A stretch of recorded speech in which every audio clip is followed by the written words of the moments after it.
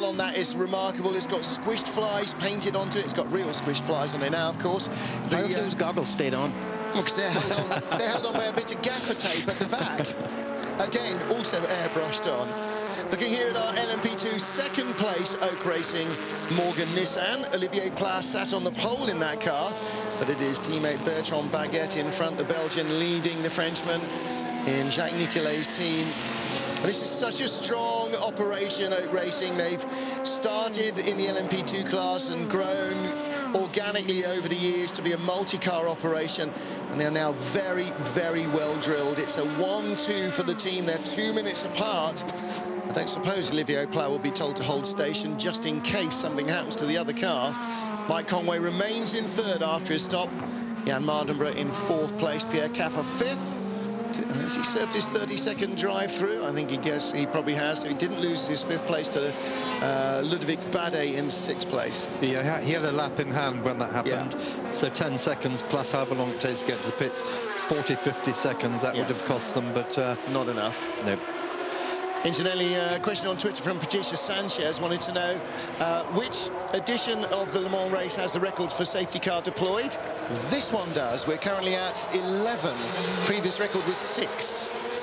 Previous period, longest period in history in which safety car conditions have prevailed was 4 hours 53 minutes. We are currently at 4 hours 53 minutes in total. So we've tied that record as well. So most number and longest duration equally held by this race. Back in is the number 3 car of Ollie Jarvis. Has it really been 10 laps since we saw him in last time? Looking filthy? Or was it only 2 or 3 laps? Sure, sorry, number 3 car, not the number 2 car. Oh, Martin, you fool. It really is 10 laps since he was in last time. Yes, Jarvis was the first to cycle through. I certainly haven't seen Ollie Jarvis looking filthy either. Car's dirty, but... Now. So, Johnny Kane on board the HPD Stracker, and that is going to win the petrol division if they can get to the end. They got another 2 hour 27. So that has been such a good result for that team after their dreadful qualifying. They had to replace all the electrics in the car. Honda were working and did overnighters to get that done. Johnny Kane then crashed the car heavily on Thursday night, and that team started off on the back foot, 36th place on the grid. They certainly did, but they've clawed their way back up through the grid and are sitting there in P6 overall. Yeah, turning in very respectable times. 3:45s Johnny has been doing. Danny Watts actually got that down to 3:41 at one stage, which certainly was up on the pace of the Rebellion Lola Coupes, and that car at the moment is heading for 6th place overall. And if any of the factory cars ahead of them have a problem, Stracker will move up. So just looking at the gap between Darren Turner and Richard Leitz, who've swapped positions after the pit stops. Yep. It was 7 seconds or 6 seconds beforehand. It was 7 deficit to Turner. He came out 17 seconds in front, but and now Damien it's 17 the other way. Didn't take tyres. Leitz is on fresh rubber because he just got in with fresh tyres. Turner just fueled and went. They were looking for track position, obviously, well, and they've got it. Habitually at Le Mans, you only change tyres when you change driver. Now, that means normally that you will keep the tyres on while the driver remains in, because he knows how they are and he knows how they feel, and should hopefully still get the best out of them. And they're both doing pretty comparable lap times. Both of them just lapped there within, what is it, 4.5 tenths? Really close. Well, last time round, Turner did a 3:57, Leitz a 3:57.4 to Turner's 3:57.8. So, I mean, absolutely on fresh rubber. Again, you know, traffic does play a factor. We've still got 45 cars on this track, so traffic will play a factor. But as you said, before the pit stop, they'd done an identical pair of laps, and after the pit stop, they're still only tenths apart. So this is going to be, I mean, this is an arm wrestling match right to the end of the race. Can't see anybody getting an easy result in any of these classes yet.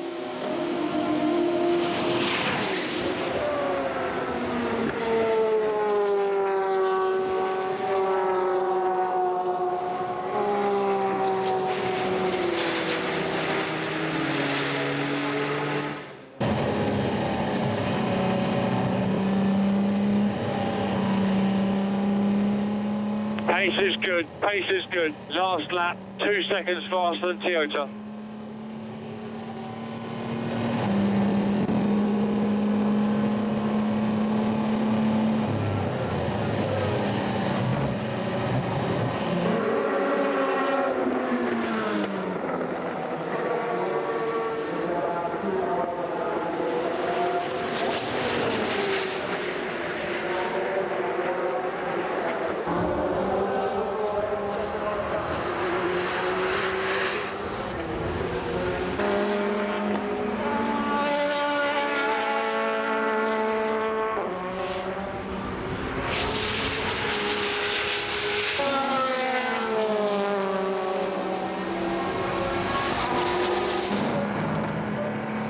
Copy.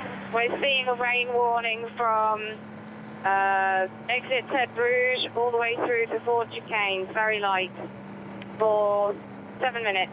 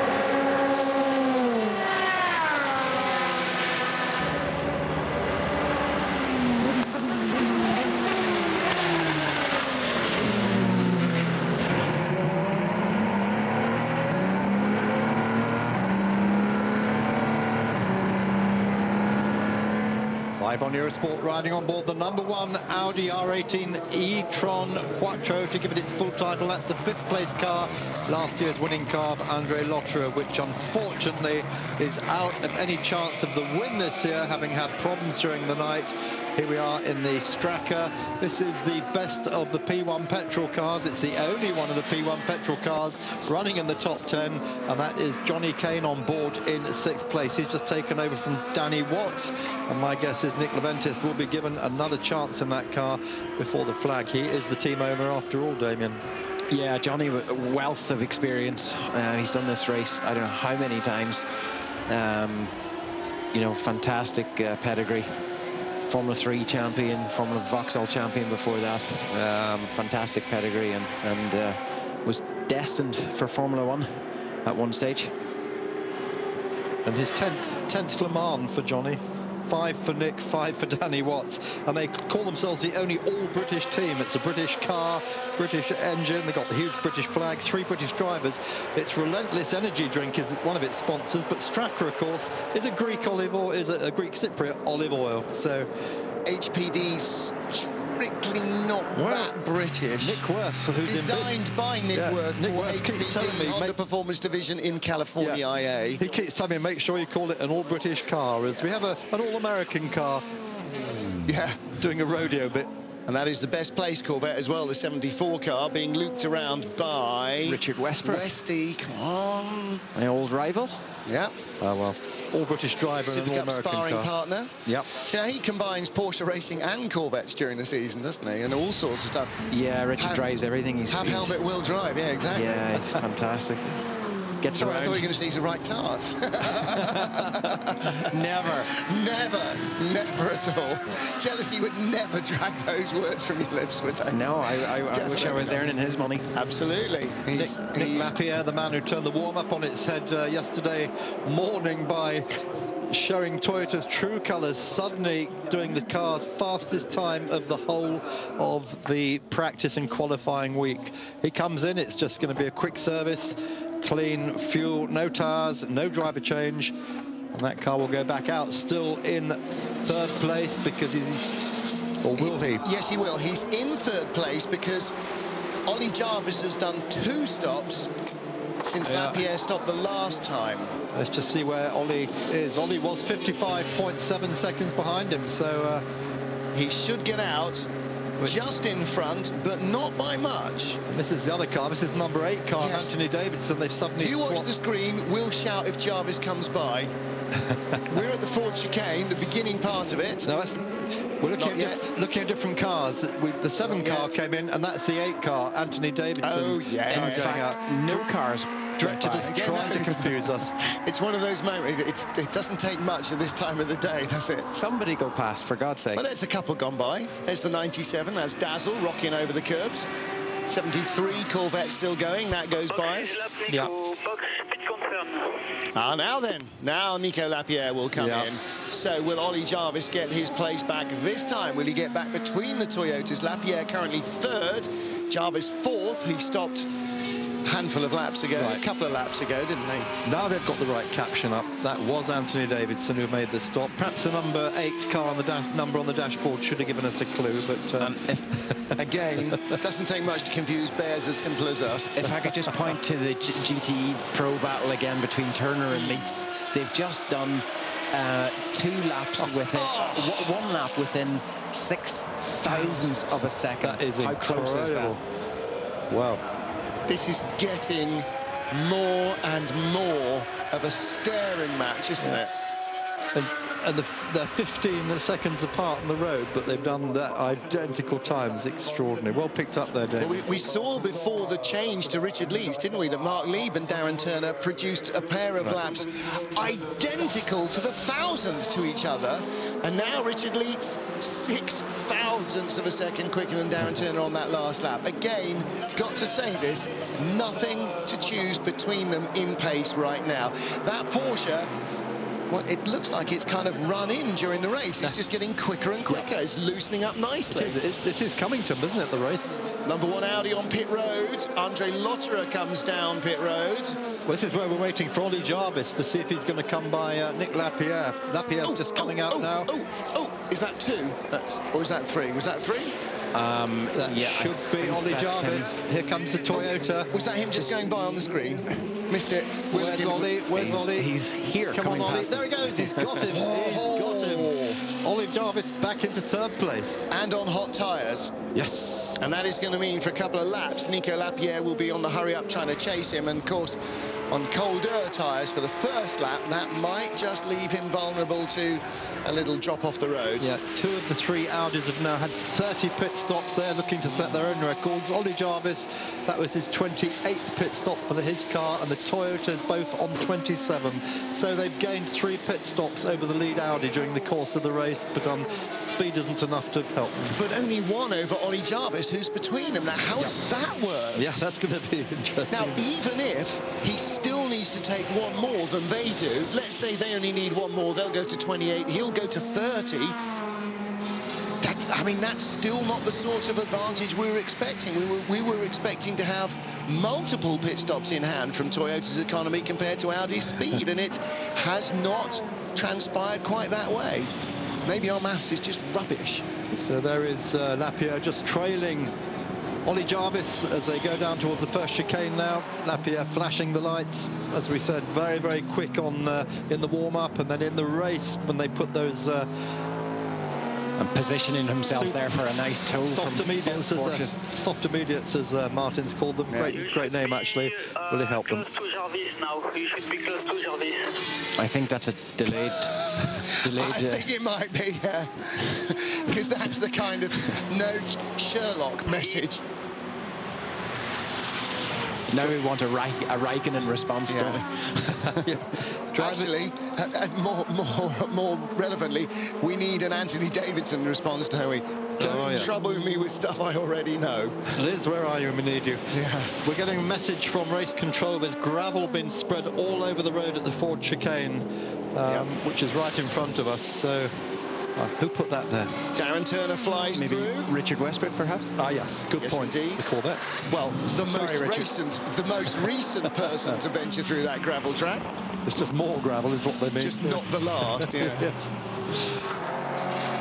And through goes the 92 Porsche of Richard Leeds. So there was a gap between Westbrook and Leeds. Westbrook 3:58.34. Leeds 3:58.40. Oh. Not even 0.03 of a second between them on that lap. That's quite extraordinary. Completely different configurations of car. 2 seconds in front of you. There is a corner coming up. Yes. Yes. It's starting to almost resemble a co-driver, Mark. Please turn the wheel to the left now. 1,400 metres, hairpin right. Easy right, flat. Oh, and suddenly the gap's down to nothing. There's an STR and the TDS by Thierry prototype in the way, and Jarvis has lost all of his margin, and right with him now is the Nico Lapierre Toyota. This is the battle for a podium position. Ollie Jarvis, a first-timer here at Le Mans in that number 3 Audi, and Nico Lapierre lining him up on the inside. Got the toe down the straight. He's got the line up the inside. Place change, and will Jarvis brave it out on the grippy racing line? He does, and Lapierre can't find the overlap he needs. But if Battle is joined, Battle is definitely joined now. That was fantastic there. Lapierre was just on opposite lock there on the turn into the left-hander of the Dunlop curves. Well, the car behind is the position. The car behind is the position. Well, we're waiting to see how this transpires before we take a commercial break. That's going to be 2 hours and 13 minutes probably. We may as well take one now. Lapierre not within shooting distance. I'd like to see that again, because what's happening, they were both releasing their hybrid power as they came out of the Ford chicane. Yeah. And that was a great example of how Toyota's 300 horsepower extra at the rear wheels wasn't enough to cope with Audi's 200 extra at the front wheels. Dr. Ulrich sees no need to watch it from the pit wall now, so we will get a quick break out of the way. Stay with us on the edge of your seats.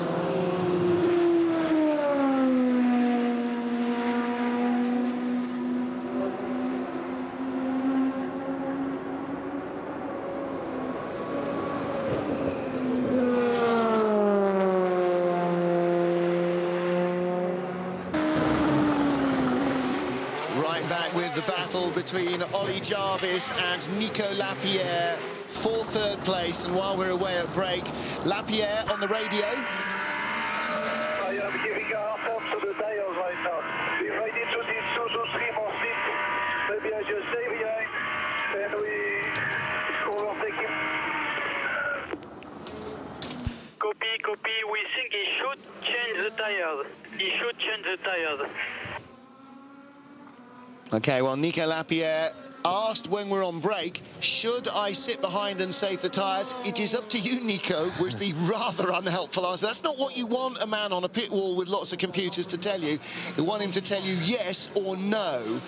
Then, at Indianapolis, Lapierre drifted wide. Damien Faulkner, 2 wheels across the gravel. That's as close as you want to get to beaching it and giving away a podium as you can possibly get. Yeah, and he was sort of beached the middle of the car on the curb. You know, hopefully, I don't think there was enough to do any damage, but certainly not what he was expecting to do, not what he would want to do, and obviously getting dirt in his right side tyres, and losing a bit of time as well. But he's actually right with the Audi now, I think. Yeah. Because the Audi just got held up there at the first chicane. This is all his lack of experience. It's only his 3rd time at Le Mans. One of them he did not many laps at all, and Ollie's having to learn on the go, isn't he? Threading a needle. Okay, he's had 24 hours qualifying to do it, but Nick is the better driver in traffic. He can work it better. Well, you know, sometimes you can be just fortunate or unfortunate. The guys at this level are very good anyway. You know, I wouldn't say Ollie's particularly bad at traffic. I would say he's very good. Yes. Top class driver. Absolutely. Sorry, I did call him a rookie, but it's not his first time here. But definitely the new boy in this battle. Nico Lapierre has been here many more times.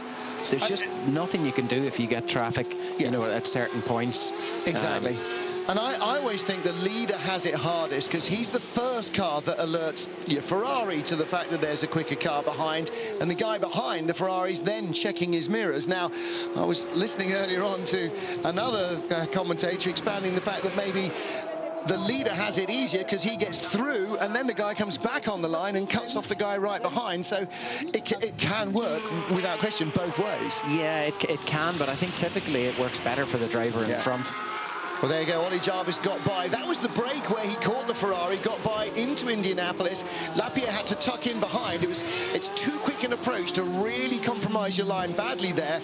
And he was off in the gravel there last lap, so he doesn't want to be repeating that. So again, that will have cost him second and a half, maybe up to 2 seconds. And as Anna Manish said, you know, when races have been won or lost by 11 seconds after 24 hours, every single one of those that catches you out that you just wait for could lose you the race. Yeah, could absolutely. Literally lose you the race. We just got a glimpse of Stefan Sarazan having some sort of a discussion on the pit wall with the team bosses there. Obviously, I'd say, or presume it was probably strategy, what they're going to do. So just going back to Ollie Jarvis for a minute, of course, you know, no suggestion from either of us he's a rookie, or perhaps unfairly that he can't deal with traffic generally, because of course he won the Sebring 12 hours this year. Yeah, and the Daytona 24 hour. Yeah, both of those. And if there's traffic to be dealt with. We were teammates there with Alex Job. I was in the Porsche and he was in the Audi. And we were first and second actually until about 15 minutes to go. So before Ollie's home village of Burwell erupts in the pub this lunchtime, what we said, no, we take it all back. He can deal with traffic. He's a lovely guy. And we wish him all the best. He's got a great future with Audi. And a top guy to boot. Yeah. Tom Christensen's car is on pit road. The Dane is in the number 2, and tear off on the windscreen being peeled off. They are leaving nothing to chance. Again, the driver helper in the door, changing the wash your bottle fluid and the drinking bottle fluid. They're different sizes, they're different colours, and you've got to assume they have different connectors so you can't accidentally connect one to the other by mistake. We did say earlier, if you got them the wrong way around, you couldn't see where you're going, but you would know you were needing to go quite urgently, I imagine.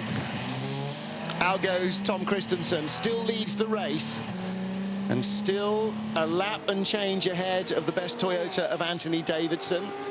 Davidson lapping in 3:27.9, Ollie Jarvis 3:27.6 in 3rd place behind him. And interestingly, Jarvis now 2 minutes and 6 seconds behind Anthony Davidson. 2 minutes, not a lap, not 2 laps. Has Jarvis got himself into a position mark with 2 hours and 5 minutes where he might challenge to make an Audi 1-2? Yeah, where did that come from?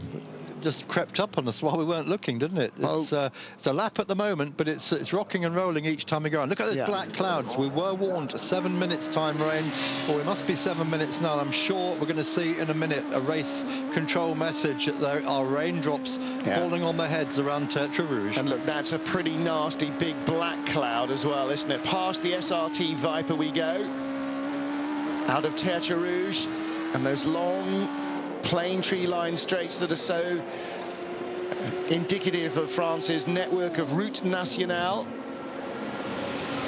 Two-lane carriageway, or single-lane carriageway, I suppose, isn't it? One in either direction. You expect to see a 2CV with 6-foot baguettes sticking out of the roof, don't you, going down there? And a Citroen J-van and endless Pantechnicons. Hey, I did 2 24-hour Citroen 2CV races. Hey, oh, wow. don't knock it, mate. Don't knock it until you try it. That's opened a new thread for everyone on Twitter. Door handle racing.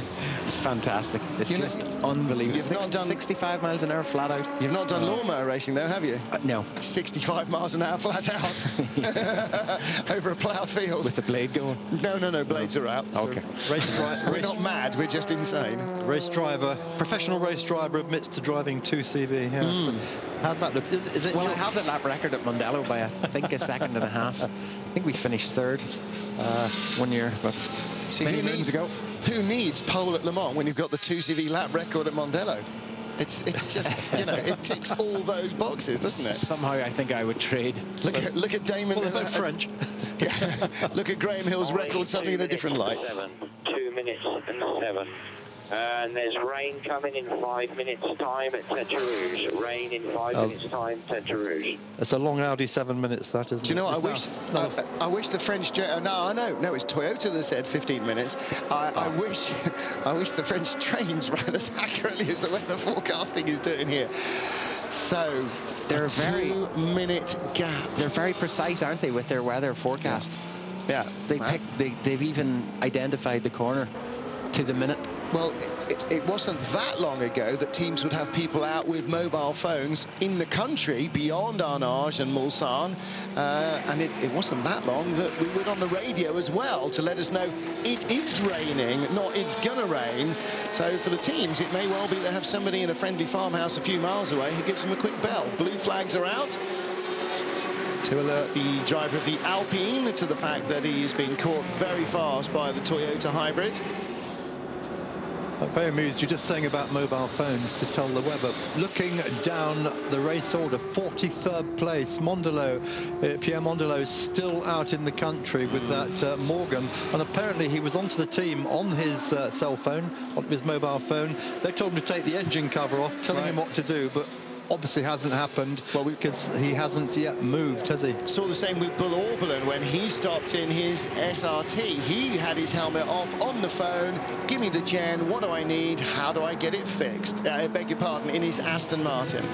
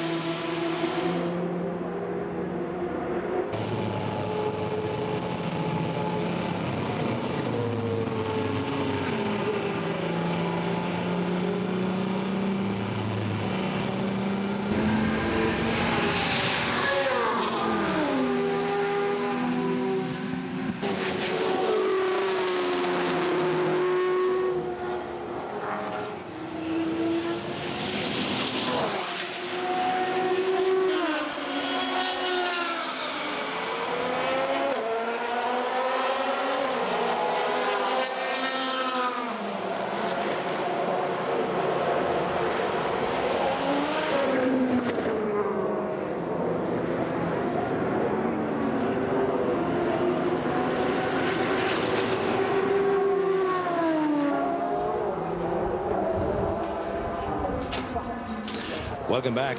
It's heading towards the end game. We have less than 2 hours remaining, and you know what? It has not been decided, not fully this one, and certainly not in GT Pro. Now, I've got to tell you, Richard Leitz has not got to take a tyre stop, but Darren Turner does, and that's going to be the crucial difference between the pair of them. They have 2 more stops to go. Only the Aston needs rubber. It's going to be a difference of 20 seconds in the pits. Darren Turner's car leads at the moment by not very much. I think it was down to around, was it 10 seconds? Yeah, exactly. Something So we expect that position to change. Traffic can have an impact. Of course, the weather can. It is going to be mega in the pro class. We'll see. The timing boards just show Tom Christensen out front at the moment, and why would he not be?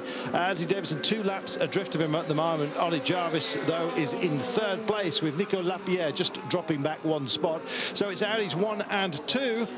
Tom Christensen, Christa's risen, I think the big sign was a few years ago when he won yet another Le Mans. Is he going to make it 9? Well, he's certainly pumping in fast lap times, isn't he? And they're 2 laps ahead, or 1 lap ahead, is it? One and a bit laps. Yes, 1 and a bit laps. It's more than enough, and in the hands of Tom Christensen, who's doing the final stint here, then you would not bet against them actually delivering the goods. That's what we want. You wouldn't want anyone else to drive your car, only Tom Christensen, would you? Absolutely 8 not. times Le Mans winner. The voice of Damien Faulkner, and we've just been joined by the voice very much of endurance racing. It's Jeremy Shaw. Jeremy, we understand that the Porsche of Leitz does not need tyres to run to the end, but the Aston does. That could be the crucial difference on their stops. Yeah, the last stops that these 2 teams made, the Aston did not change tyres. The Porsche did. Handed over the car from Mark Lieb to Richard Leitz. I had a chat with Olaf Mante when after that stop took place. He said, yeah, they're good to go now on the driver. They're good to go on the tyres. At least that's the plan. The question was whether they would need a splash of fuel at the end of the race, so that might be interesting. But yeah, I think the Aston Martin probably will be due a complete stop as well. But effectively now, what's the lead now that the... It's only 9.2 seconds, and what's the difference going to be? 20 seconds on the stop? So it's going to be down a lot. It should be about the same difference, but they should change spots if all goes smoothly. Well, before that round of pit stops, the Porsche led the Aston Martin by about 6.5 seconds. After the stop, when the Aston didn't take on tyres and the Porsche did, the gap was, I think it was about 17 seconds, yes. So that gap now has come down from all the way through the previous stint.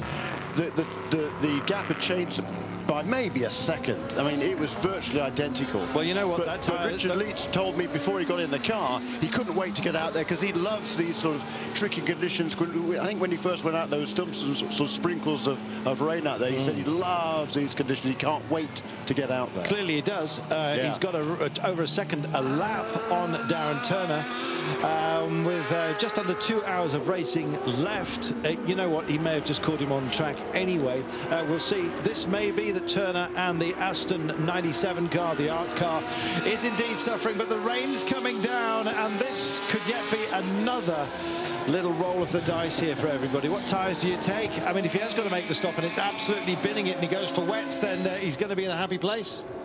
Yeah, that's right. And I saw about, I don't know what it was, half an hour, 40 minutes or so ago. Look at the spots of rain there. It's not raining heavily yet here. Not raining at all here, as predicted by Audi just a few minutes ago. Yeah, really. That it was going to rain in 5 minutes at Tête Rouge. My goodness, it's amazing, isn't it? I'm actually looking at some very big pregnant clouds. If one of those happens to burst over the circuit, even on part of it, it's going to make for some very, very mixed conditions. It is. It's going to make it very dicey indeed. But about 40 minutes ago, Keep going. You do a good job. The Stracker team came in and they had wets and dries ready to go. They invented to go with dry weather tyres, and the number 42 Greaves racing car. Michael Krum did a stint on cut slick tyres, actually. And then he changed to Jan Mardenborough, took over the wheel of that car, and they also changed to full slick tyres. But he was running cut slicks, so you know, soft tyres with some grooves in them, just in case there was any precipitation. Tell you what, Damien, I've been so impressed with Jan Mardenborough. Young lad, we spoke to him before we actually went racing. He has been unbelievable in that Zytek. Young boy, gamer, comes in, sits down, takes the car, and almost delivers a podium. He's still in very much with a shout. They're running fourth at the moment, the 42 car. Yeah, it's sort of akin to these sort of pop groups that are managed by Simon Cowell, isn't it? It's it makes the rest of us look bad, to be honest. But yes, we did it the hard way. Yeah, but it's amazing these guys can just come in from driving PlayStations, really. It's amazing if you tap into a seam of talent, often undiscovered previously, then you reap the benefits of being first, and it's a go-to kind of place, really, what Nissan and the PlayStation program is actually providing. This GT Academy has been amazing, hasn't it? It certainly has, Carlton, because 2 years ago, if you think that was the first year that the program's winner had gone on to this sort of level, and Sebastian and Ordóñez he finished on the podium, didn't he? Yep. And here we are. Last year he drove the Delta Wing, which didn't finish. This year, Jan Mardenborough is on course to perhaps match that feat, and given how competitive P2 is now, it's way more competitive than it was even 2 years ago. Absolutely. So no, that effort has been quite remarkable. Well, there you are, the voice of Jeremy Shaw. We have Damien Faulkner as well here, and we will be in your company for the next 50 minutes or so, and the run for home, we are on it right now. Ollie Jarvis in the 3 car, looking at it right now. That has been a supreme performance by Audi. We're just wondering whether Dr. Wolfgang Ulrich was going to go and give them the codes for the extra juice. There is a mapping formula that these guys can hit, which will shorten their range but increase their power. We're just wondering whether it's on the cards. I understand we'll find out now, maybe. Tough race in more ways than one, in a very close battle between Audi and Toyota. Did you expect it to be as close as it is now? I expected that it will be very, very close. So this is not really a surprise to us. It was a battle from the beginning to now. And there is another 2 hours to race, so nothing is decided. Is the message now just to push as hard as possible to the drivers all the way to the finish? There is no other way to go. If you don't push 100%, there is no way to be on the podium. Thank you. We wish you luck. Well, will they be turning the wick up? Can they? I mean, it is a mystery technically to me how they just managed to produce it again and again. Oh, Jerry. Just looking at the screen, that car number 92 spun at which is 19, which Richard is Leeds. Yeah, exactly. Which means that Darren Turner is kind of off the leash, spun and continued, but lost 10 seconds at that point. It's now 22 seconds. We reckon they've got to make the same amount of stops, and the difference between the pair of them, because of the tyre change for the Aston, is 20 seconds. It means that if all goes absolutely clean as a whistle, they'll be separated by 2.1 seconds, and it'll be the Aston in front. Basically, you can't call it. It's as simple as that. They're going to race right until the very end. That's the first spin. We were talking about the possibility of rain and it being a factor, and so it is proving to be. We just heard from Dr. Ulrich there. He's got a lap and a bit of an advantage with the number 2 Audi and Tom Christensen, and he's not even calling it. He's not getting carried away, certainly. He's been to Le Mans and conquered Le Mans quite a few times, obviously. A master. And so, you know, this battle, you just couldn't call it. It's too close. But it's fantastic. It's great for the viewers, isn't it? It's great for us. I'm just wondering. I'm just wondering if at Marshall Point 19, whether we actually had a camera on it at that point. Haven't seen the pictures yet.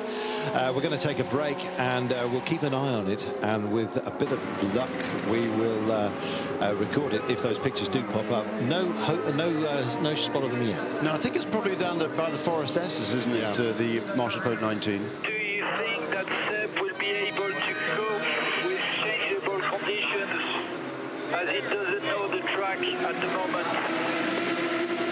Big ask. Here's the answer. The next F1 driver, he's going to be fine. He's going to be fine. There you are. He's going to be fine. That was a big question, wasn't it? That was from the team to Anthony Davidson. I know, asking for advice. He's an ex-F1 driver. Interesting that Anthony wouldn't say, well, I know he has no hope, I should stay out here. He probably knew it was doesn't want the pressure, does he? Oh dear, yeah, he's got no chance. I'll pick somebody else. I'm available. We'll take ourselves a break, so we know what the personnel change is going to be in that car. Back in a moment.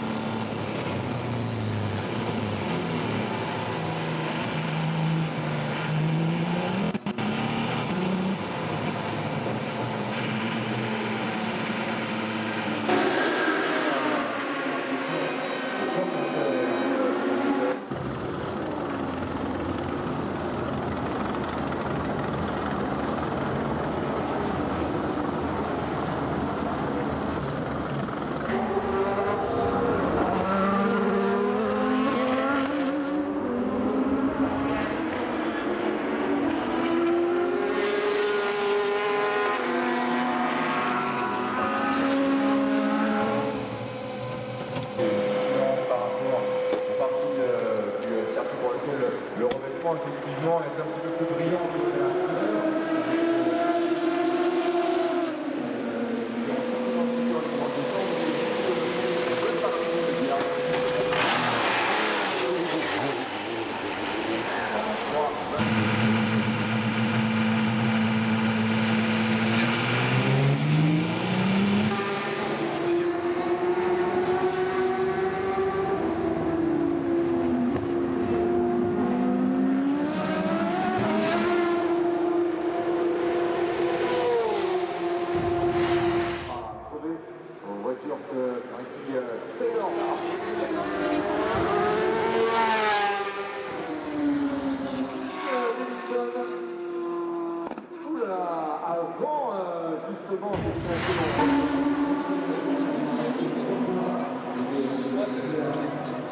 Ok, pas de soucis.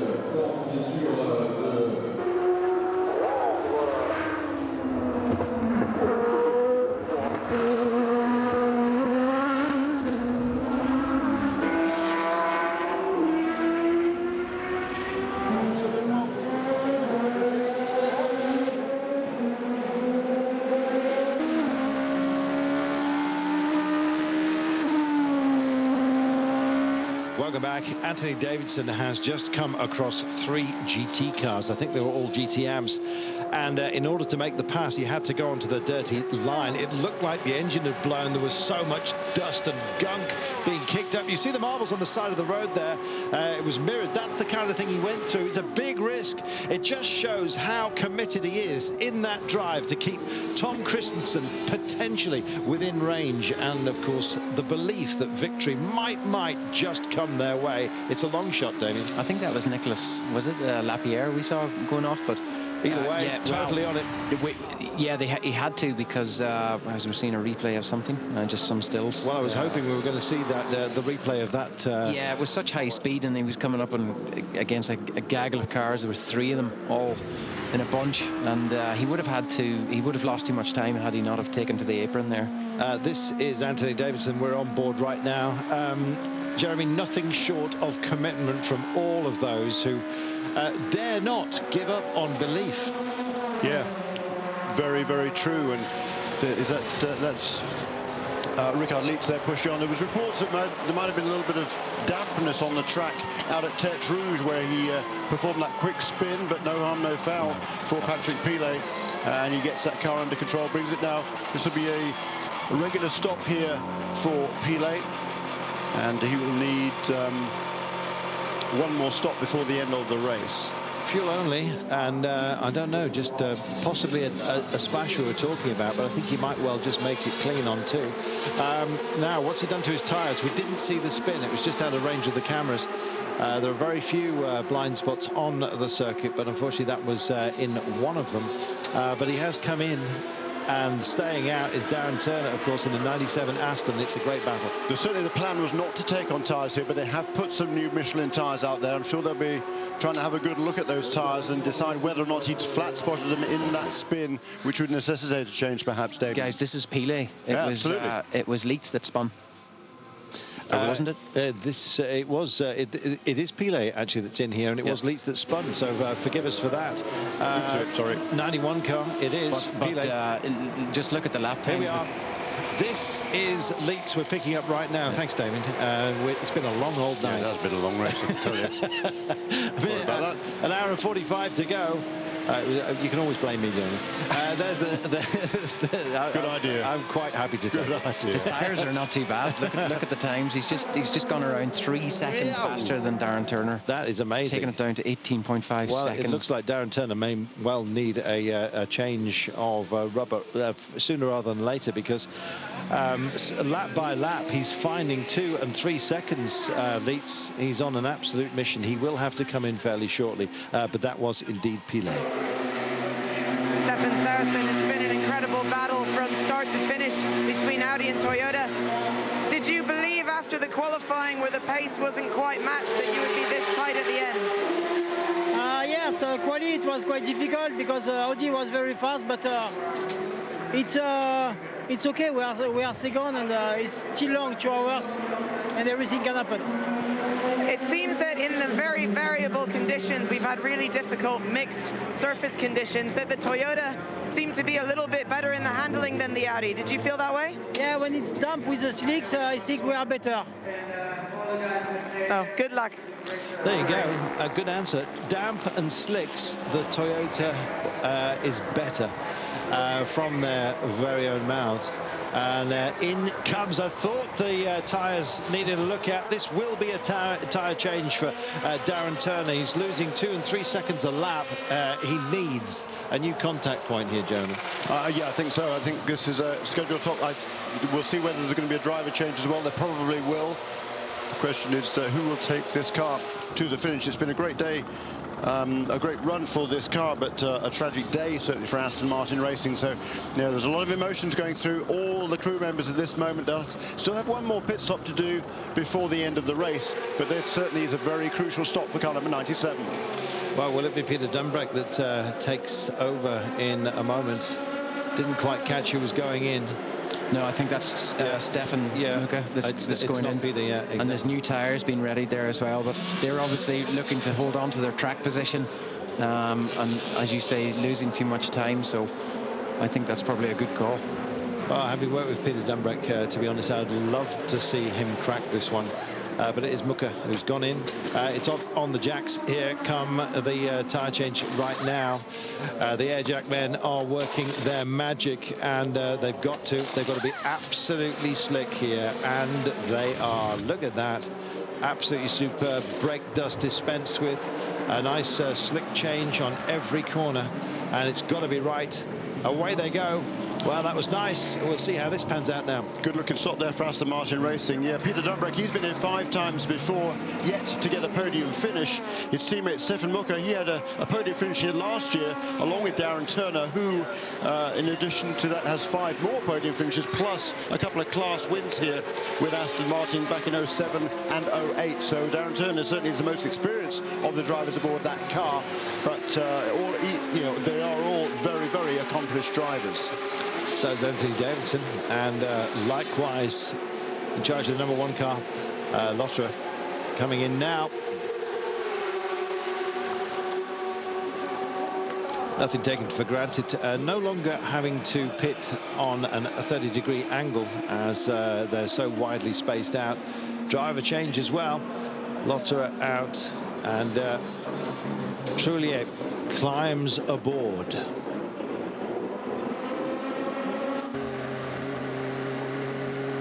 Oh, it's a cue. Here we go. Anthony Davidson bringing in the Toyota hybrid, and a little bit of winglet damage, as you can see. I wonder how long it's been carried.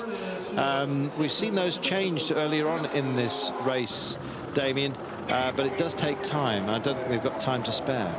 No, I think they'll be throwing everything at it now. They'll be just wanting to spend the minimum amount of time in the pits. and there's something going on there. Is there something come loose or something? There's somebody faffing around in the footwell of in around Anthony Davidson. Yeah. He's put the steering wheel back on. He's staying in. He is staying in. As it came off, we thought there may well be a change, but he's taking it back out. Yeah, because we thought, didn't we think Buemi was going to jump aboard? Well, because he'd been in Formula 1. We may have thundered. And in fact, they asked the question as to whether he could cope, and we had the answer, Jeremy. Yes, indeed. Yep, they're both ex-Formula 1 drivers, of course, and not as much experience as Buemi, but they're both class acts there in that car number 8, as well as are all the factory drivers, of course.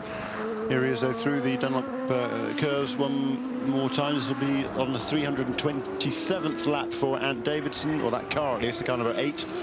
They're pretty much a lap ahead of the number 7 car in 3rd place, and a lap behind Tom Christensen, who continues to lead in car number 2. I think I said a little while ago, by the way, that Sebastian Ordóñez drove the Delta Wing last year. He didn't, of course.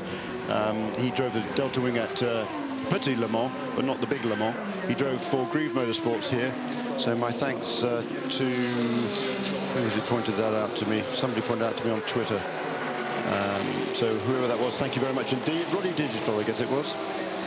The 7 car just coming through, and there's a rare old battle on the return, and in comes the 92 Porsche. Leeds pitting off the leads. This is going to be vital. It doesn't get much more important than this, and in fact they're all stacking up. It's that change game that we're going through right now. They're all going to have to ring it once more, of course, so this will be repeated, but every single one of them, these changes, has to be absolutely perfect. Here we go. Yeah, it's a stop for the Toyota. Really, to be perfectly honest, the P1 cars are pretty much set at this stage. The GTE Pro cars most definitely are not. So I would have preferred to see the GT pit stop there, but we don't get that opportunity. Stefan Mucke is on his outlap. Richard Lietz is having the service completed on the number 92 Porsche.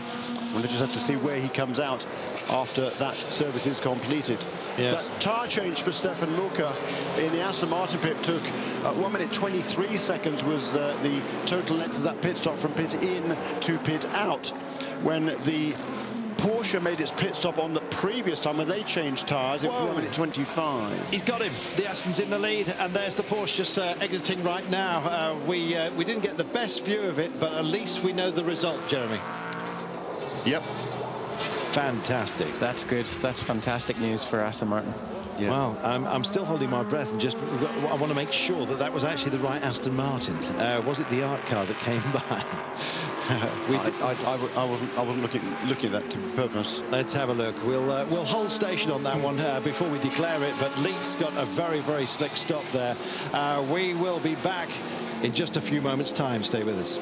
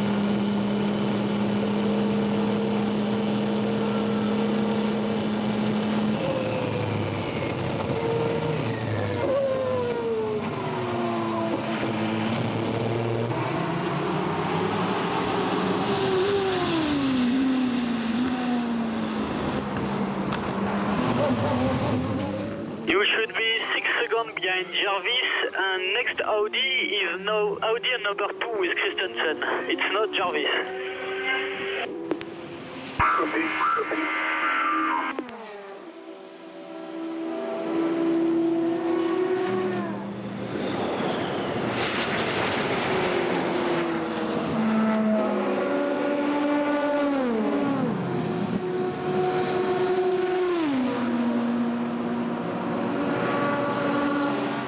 Welcome back. We're just tracking the 42 car at the moment that is battling for a podium here. Jan Mardenborough is on board.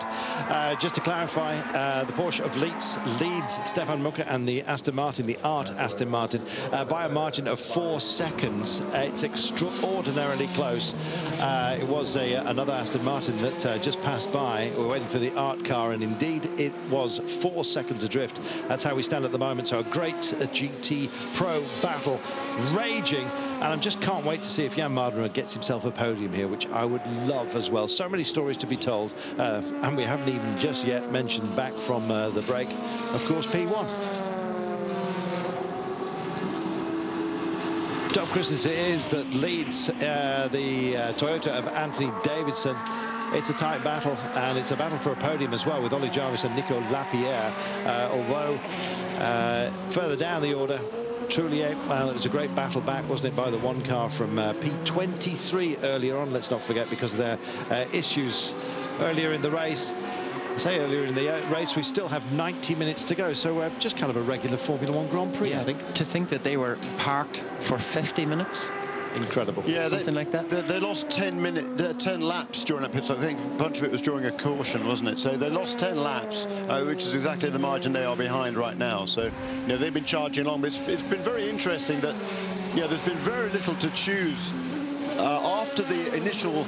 First of all, there was that fabulous battle of the first couple of laps between the Audis and Toyotas. Then, at that first restart, Audis disappeared, basically, out in front. And the gap, though, has pretty much been maintained from there all the way through the subsequent 22 hours or so.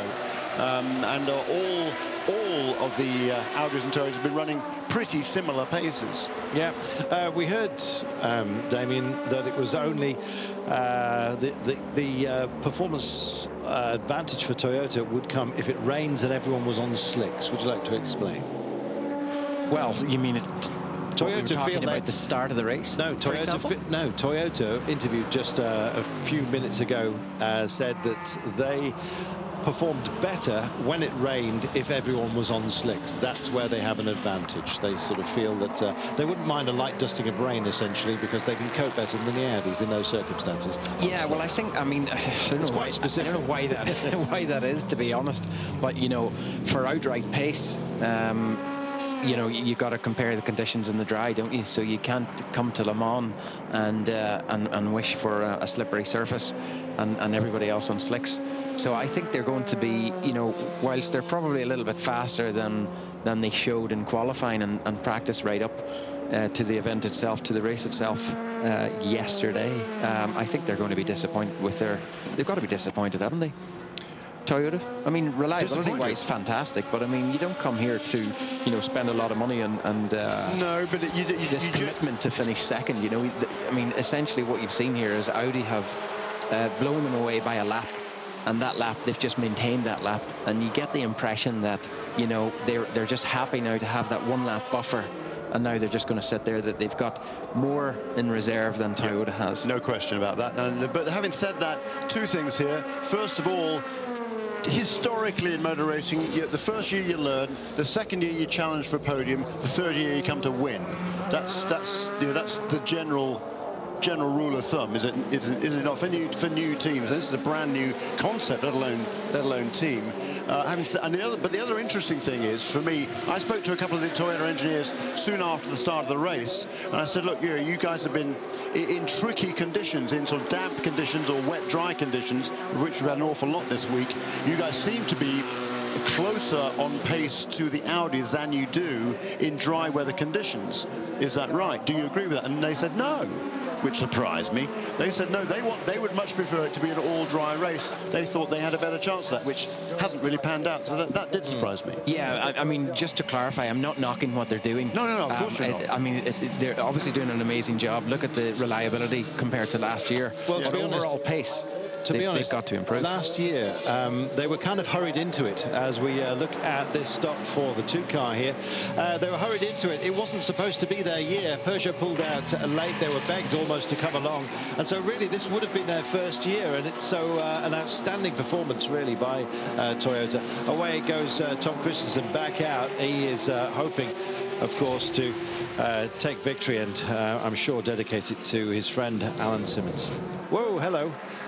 Ria Cowell disappeared off the back of the 67 Porsche.